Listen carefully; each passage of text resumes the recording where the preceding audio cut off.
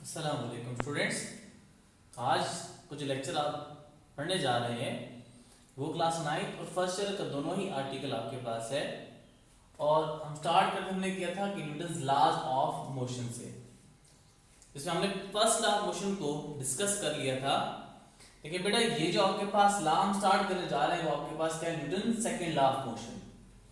Students, आपने इस पिछले वीडियो लेक्चर में देखा होगा कि जब हम Newton first law of motion की बात कर रहे थे तो हमने ये कहा था कि जो Newton first law of motion है वो क्वालिटेटिवली डिफाइन करता है किस चीज को? फोर्स को।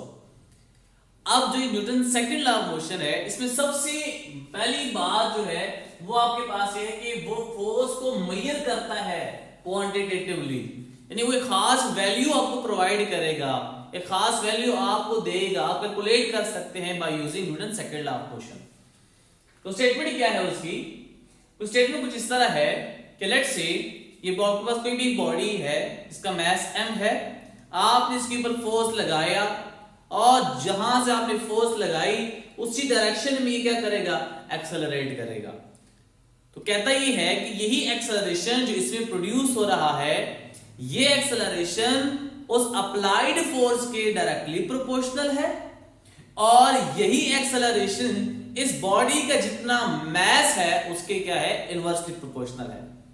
यानी कि अगर आप बात करें कि ट्रक की एग्जांपल अगर आप कंसीडर कर ले तो ट्रक का जो एक्सेलरेशन होगा वो कार के एक्सेलरेशन के मुकाबले में क्या होगा? लेस होगा। और जो आपका ट्रक है उसके ऊपर जब आप फोर्स लगाएंगे तो आपको ज्यादा लगानी पड़ेगी आपको डिस्प्लेस कराने के लिए as compare to the car, क्योंकि कार का मास ट्रक के मास से क्या है? लेस है। तो स्टूडेंट्स, आपके पास स्टेटमेंट इस तरह की बनती है कि when a force is applied, जब हम किसी भी बॉडी के ऊपर फोर्स अप्लाई करेंगे, it produces acceleration in that body, उस बॉडी में क्या प्रोड्यूस करेगा? एक्सेलरेशन प्रोड्यूस करेगा which is directly proportional to the applied force, जो कि आप जो फोर्स लगा रहे हैं उसकी क्या है? डायरेक्टली प्रोपोर्शनल है and inversely proportional to the mass of that body, यानी कि उस मास की क्या है? इनवर्सली प्रोपोर्शनल है जो उस बॉडी में एक्सेलरेशन प्रोड्यूस हो रहा है। मैथमेटिकली हम लिख सकते हैं जो पहला पार्ट आपके पास है वो क्या है कि फोर्स के डायरेक्टली प्रोपोर्शनल है उसमें जो एक्सेलरेशन प्रोड्यूस हो रहा है, तो A is proportional to F, इसको मैं नाम दे, तो ये आपके पास क्या है? Equation 1। And A is proportional to 1 और M, इसको मैं नाम दे, तो ये आपके पास क्या? इक्वेशन 2 आ गई। अब इन दोनों इक्वेशन को आप क्या करें? कंबाइन फॉर्म में हम इसको लिख लेते हैं, तो ये बनेगा A is proportional to F divided by M। तो स्टूडेंट्स, आपको पता है कि जब भी हम फिजिक्स में किसी भी प्रोपोर्शनैलिटी साइन को हटाते हैं तो एक इक्वालिटी का साइन और कोई भी कांस्टेंट हम लगाते हैं।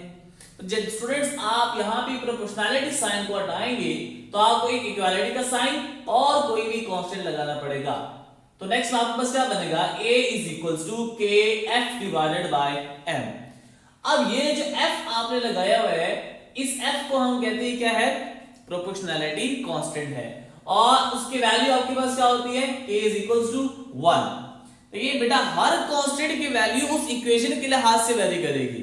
यही आप देखें कि K की वैल्यू आप क्लास 10th में देखेंगे तो वहां पे K की वैल्यू जब हम पुट करेंगे वो तो कुछ और होगी।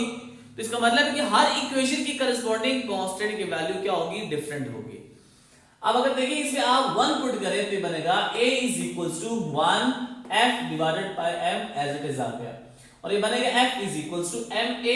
तो ये फॉर्मूला आपके पास आ गया है, ये मैथमेटिकल फॉर्मूला आ गया किसका? Newton second law of motion का, जिसके जरिए से अगर आप फोर्स की वैल्यू को कैलकुलेट करना चाहते हैं तो आपको उस बॉडी का मास पता होना चाहिए और उस बॉडी का एक्सेलरेशन पता होना चाहिए। अब देखिए बेटा कि जब हमने यहां पे मैथमेटिकल फॉर्मुलेशन कर ली तो अगर हम यहां से फोर्स की यूनिट को निकालना चाहें तो हम निकाल सकते हैं। वो कैसे? कि देखिए बेटा, आपके पास फॉर्मूला ये है F is equals to MA। M की यूनिट क्या होती है? kg, और एक्सेलरेशन की यूनिट क्या होती है? Metre per second square. तो kg metre per second square जो आपके पास ये आ गया, ये किसकी यूनिट हो गई? फोर्स की। और इसको हम कहते हैं कि ये kg metre per second square, ये बराबर होता है किसके? न्यूटन के। और इसका सिंबल जो होता है इसको हम कहते हैं कैपिटल एन। तो अगर हम डिफाइन करें कि 1 न्यूटन किसके बराबर होगा, तो 1 न्यूटन कब होगा बेटा?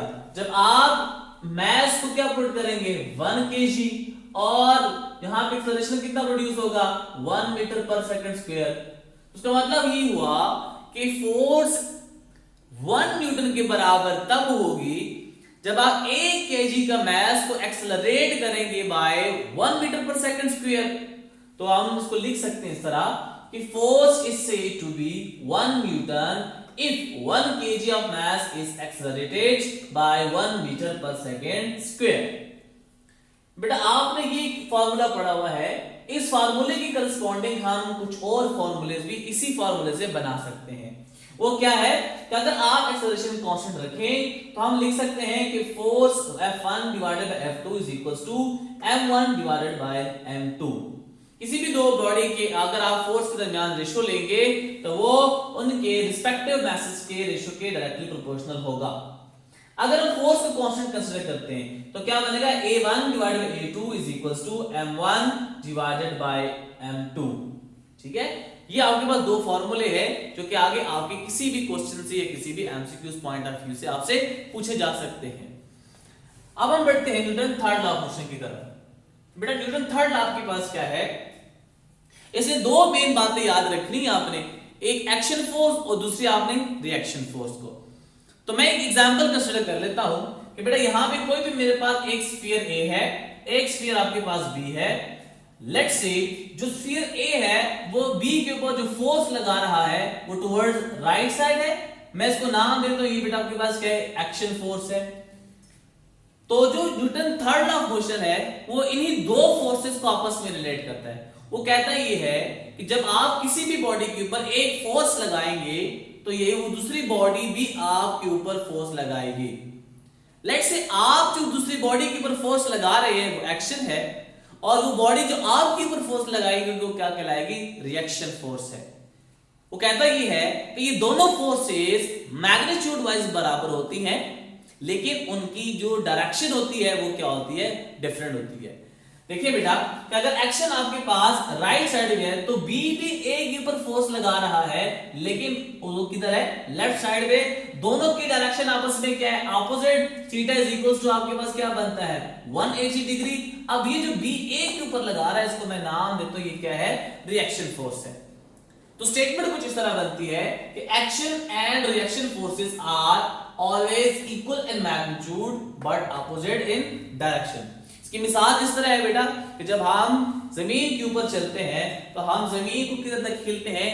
बैकवर्ड डायरेक्शन में हम धकेलते हैं, पुश करते हैं, और जो जमीन है वो आपको फॉरवर्ड डायरेक्शन में क्या करती है? पुश करती है। तो जिसकी वजह से आप आगे मूव करते हैं। इसकी दूसरी एग्जांपल क्या है कि जब बेटा आप किसी भी बॉल को थ्रो करेंगे, हिच करेंगे बाय ऑन द बॉल, तो जो आप फोर्स लगा रहे हैं बॉल के ऊपर, अब बॉल जब जाएगा दीवार के ऊपर फोर्स लगाएगा तो वो क्या होगी? Action force.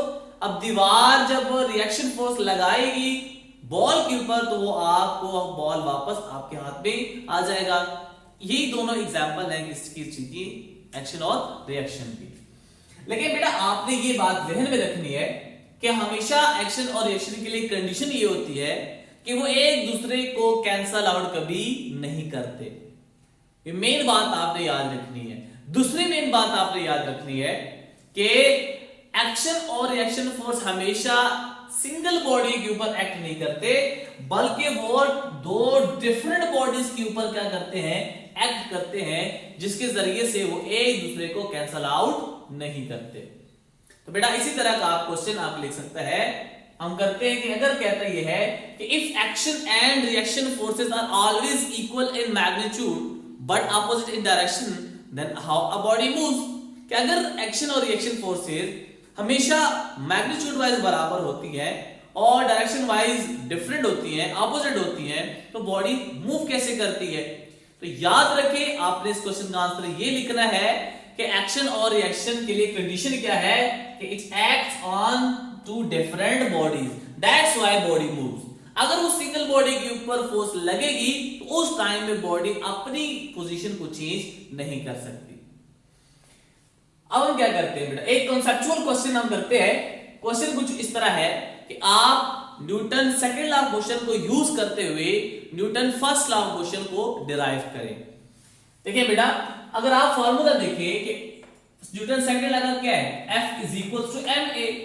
अगर मैं यहां पे फोर्स की वैल्यू 0 पुट करता हूं तो इसका मतलब क्या हुआ, A0 is equal to ma।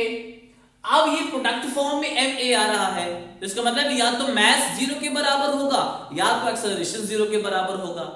तो अगर आप देखें कि मास तो किसी भी बॉडी का 0 नहीं हो सकता, ये तो बॉडी जो अपने बात कर रहे हैं ये तो इम्पॉसिबल है। मास तो हर बॉडी का होगा, कोई ना कोई होगा। इसका मतलब क्या हुआ कि एक्सेलरेशन आपका 0 हो सकता है, और यही Newton first law of motion है। क्यों कि जब बॉडी एक यूनिफॉर्म वेलोसिटी के साथ स्ट्रेट लाइन में मूव कर रही है उसका एक्सेलरेशन क्या होता है, 0। ठीक है, तो हमने यहां पे क्या कर लिया कि Newton second law of motion को यूज करते हुए फर्स्ट लॉ ऑफ मोशन को डिराइव कर लिया। आइए अब एक हम क्या करते हैं, एमसीक्यू सॉल्व करते हैं। एमसीक्यू कुछ इस तरह का है कि आपको वेट गिवन है 20 न्यूटन का और एक्सेलरेशन उसमें कितना है 4 मीटर पर सेकंड स्क्वायर। आपने क्या फाइंड करनी है, फोर्स की वैल्यू को कैलकुलेट करना है, और आपको ऑप्शन गिवन है 4 न्यूटन, 8 न्यूटन, 12 न्यूटन और 16 न्यूटन। तो बेटा आप देखिए कि अगर मैं सॉल्व करूं इसको तो मैं इसको लिख सकता हूं बेटा कि W is equals to mg, और दूसरा फॉर्मूला क्या लगेगा, F is equals to ma। तो बेटा अगर आप इस फॉर्मूले में देखें तो यहाँ पे m की वैल्यू हमारे पास नहीं है। अगर m की वैल्यू हमें पता हो जाए तो हम फोर्स को कैलकुलेट कर सकते हैं। तो आपने बेटा पहले इस फॉर्मूले से मास की वैल्यू को कैलकुलेट करना है, तो हम लिखेंगे कि W divided by G is equals to m।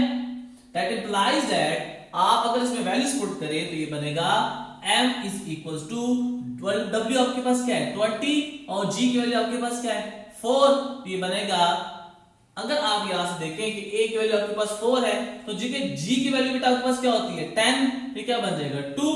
तो m इज इक्वल टू क्या बन गया 2 kg। अब ये m is equal to 2 kg इस फॉर्मूले में पुट करें तो आप देखेंगे बेटा कि F is equal to ma, so F is equals to 2 multiplied by 4 which is equals to 8 newton. तो बेटा आपने देखा कि हमने फोर्स की वैल्यू कैलकुलेट की जो कि आपके पास 8 न्यूटन आ गई। तो हम इस ठीक ऑप्शन को कलेक्ट कर सकते हैं, इसको टिक कर सकते हैं, जो कि आपका क्या है बीटा ऑप्शन है, दैट इज 8 न्यूटन। तो ये कुछ बातें थी आपके पास Newton first law of motion और Newton second law of motion के बारे में। इसमें हमने बड़ी इंपॉर्टेंट बात नोट की कि एक्शन और रिएक्शन दो डिफरेंट बॉडीज के ऊपर एक्ट करती हैं, और Newton second law of motion में हमने बड़ी इंपॉर्टेंट बात जो नोट की हुई है कि हमें वो फोर्स को क्वांटिफाई कर देता है, क्वांटिटेटिवली हमें क्या कर देता है मेजर कर देता है। फिर हमने क्या किया, एक कॉन्सेप्चुअल क्वेश्चन किया, Newton second law of motion को यूज करते हुए फर्स्ट लॉ ऑफ मोशन को डिराइव किया। उम्मीद है आपको ये लेक्चर समझ आया होगा। कोई भी क्वेश्चन आप बेटा कर सकते हैं। नेक्स्ट लेक्चर में हम फर्दर इस आर्टिकल को लेके चलेंगे। नेक्स्ट लेक्चर की तब तक के लिए अल्लाह हाफिज।